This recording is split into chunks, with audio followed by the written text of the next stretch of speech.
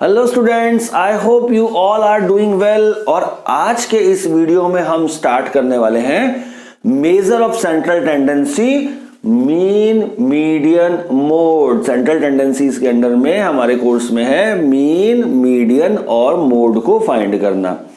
अब mean, median, mode को समझने से पहले हम एक स्टोरी सुनाते हैं और उस स्टोरीज के बाद में आपको समझ में आएगा कि मीन क्या होता है, मीडियन क्या होता है, मोड क्या होता है। तो एक क्लास थी जहां पर टेस्ट सीरीज हुई, कुछ 5 टेस्ट की सीरीज हुई, टेस्ट सीरीज, और जिसमें कोई 2 स्टूडेंट्स, इन स्टूडेंट्स के मार्क्स बताए गए। एक स्टूडेंट का नाम ले लेते हैं ए, एक स्टूडेंट का नाम ले लेते हैं बी, और इन 5 स्टूडेंट्स के मार्क्स बताए गए। Test 1, test 2, test 3, test 4, test 5। ये 5 टेस्ट में इन 2 स्टूडेंट्स के मार्क्स बताए गए। 5 टेस्ट की सीरीज थी। तो ए के जो मार्क्स आए हैं वो पहले टेस्ट में 10, फिर 8, फिर 9, फिर 8 और फिर 7। ऐसे 5 टेस्ट में इस ए स्टूडेंट के ये मार्क्स आए। इसी तरह से बी स्टूडेंट्स के अगर हम मार्क्स निकालें, सेकेंड स्टूडेंट, दूसरा स्टूडेंट है, उसके अगर हम मार्क्स निकालें तो इन 5 टेस्ट में ये 5 मार्क्स आए हैं। अब यहां पर इनके मार्क्स आए तो ये डिसाइड करना था कि इन दोनों में से अच्छा परफॉर्म किसने किया है, who is the better performer. इन दोनों में से अच्छा परफॉर्म किसने किया है। तो ए और बी के बीच में कौन ज्यादा अच्छा परफॉर्म किया, कौन ज्यादा होशियार है, ये डिसाइड करने की बात आई। तो डिसाइड ये हुआ कि कैसे डिसाइड करेंगे कि ए ज्यादा होशियार है कि बी ज्यादा होशियार है। तो ए ने कहा क्या करते हैं, इन 5 टेस्ट का एवरेज मार्क्स निकाल लेते हैं, और जिसके एवरेज मार्क्स ज्यादा होंगे वो जो है अच्छा परफॉर्मर है। तो फिर इनके एवरेज मार्क्स निकाले गए।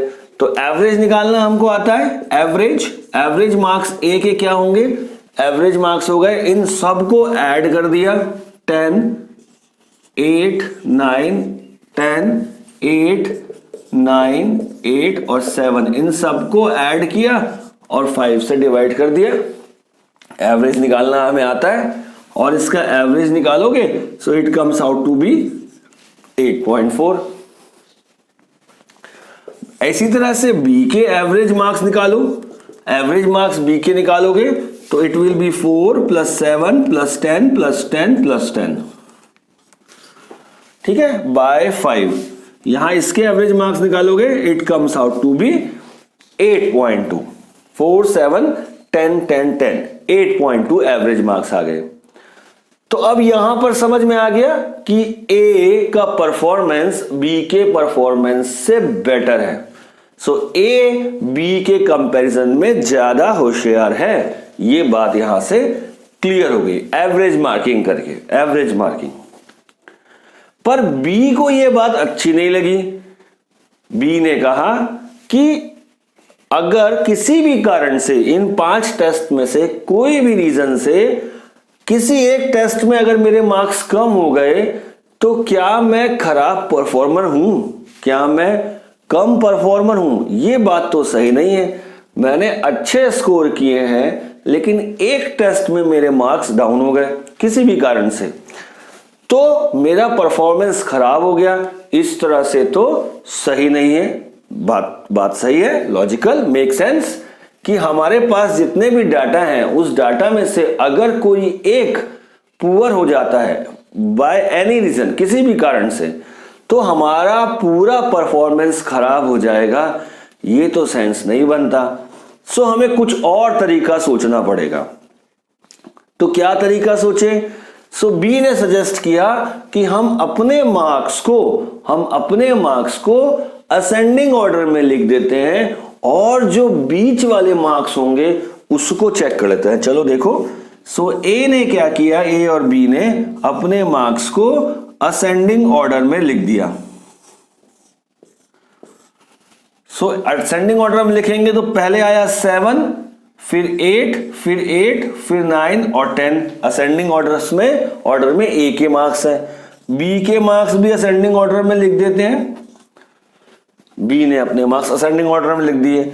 अब इसमें से बीच वाली जो वैल्यू होगी वही वैल्यू डिसाइड करेगी किसका परफॉर्मेंस अच्छा है। सो यहां देखो 1 2 3 4 5 5 डाटा है, 5 का बीच वाला डाटा कौन सा हुआ, ये जो थर्ड डाटा है ये बीच वाला डाटा है ना, 2 डाटा इधर 2 डाटा इधर, बीच वाला जो डाटा है वो बता रहा है हमें मिडिल डाटा, बीच वाला data.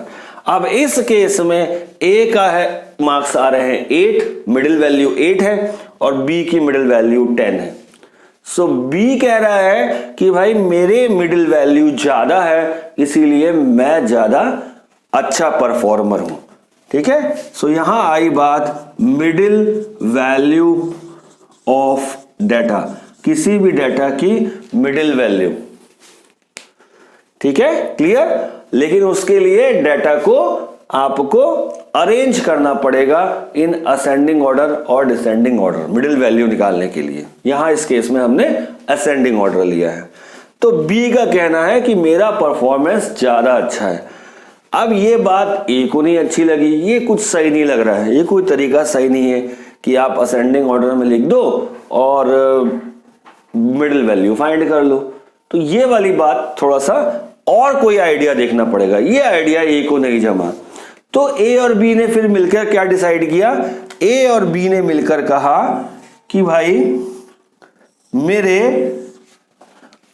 10 marks highest marks, B ने कहा कि मेरे हाईएस्ट मार्क्स 3 बार आए हैं और तुम्हारे हाईएस्ट मार्क्स 1 बार आया है, तो मैं ज्यादा बेटर परफॉर्मर हूं। यहां देखो, यहां पर 7 marks 8 marks 8 marks then 9 marks और 10 मार्क्स, यहां पर था 4 7 10 10 और 10।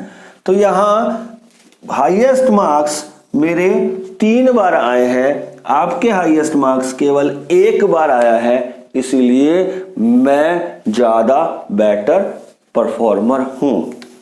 तो मोस्ट ऑफन स्कोर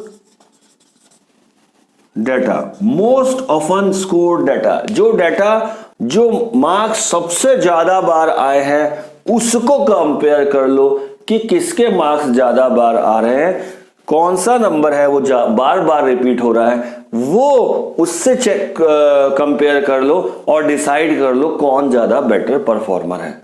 सो यहां पर आप देखोगे कि हमने क्या हो रहा है कि 3 मेथड यहां पर यूज किए। पहला किया एवरेजिंग आउट, पूरा डाटा अगर हमें जो दिया है उसको एवरेज आउट कर लो।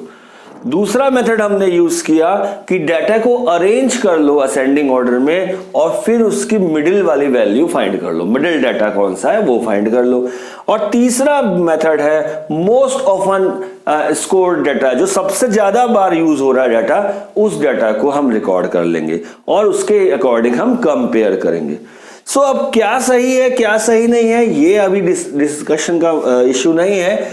डिस्कशन का इश्यू ये है कि ये 3 तरीके हमें, तीनों मेथड हमें 3 मेथड्स दे रहे हैं सेंट्रल टेंडेंसी की तरफ जाने का। सेंट्रल टेंडेंसी का मतलब हो गया कि कोई भी डाटा अगर हमें दिया हुआ है हम उसकी सेंट्रल वैल्यू को फाइंड करने की कोशिश कर रहे हैं, हम उसकी सेंट्रल वैल्यूज, डाटा की सेंट्रल वैल्यू की तरफ जा रहे हैं, सेंट्रल वैल्यू को फाइंड करने की कोशिश कर रहे हैं और उसमें ये 3 मेथड यूज होते हैं। पहला मेथड जहां पर हमें एवरेज आउट करना है उसको हम कह रहे हैं मीन, जहां पर हमें एवरेज वैल्यू फाइंड करनी है उसको हम कहते हैं मीन। दूसरा मेथड जहां पर हमें मिडिल वैल्यू को फाइंड करते हैं उसको हम कहते हैं मीडियन। और तीसरा मेथड जहां पर हम मोस्ट ऑफन डाटा को फाइंड कर रहे हैं उसको हम कहते हैं मोड। तो भाई किसी भी डाटा की सेंट्रल वैल्यू को फाइंड करने के लिए जो 3 मेथड हम यूज करने वाले हैं वो है mean, median, average out data का एवरेज आउट करो दैट इज मीन। डाटा की मिडिल वैल्यू को फाइंड करो, दैट इज मीडियन, और डाटा में मोस्ट ऑफन डाटा फाइंड करो, दैट इज मोड। तो अब इस तीनों मेथड्स को हम लोग यहां पर सीखेंगे।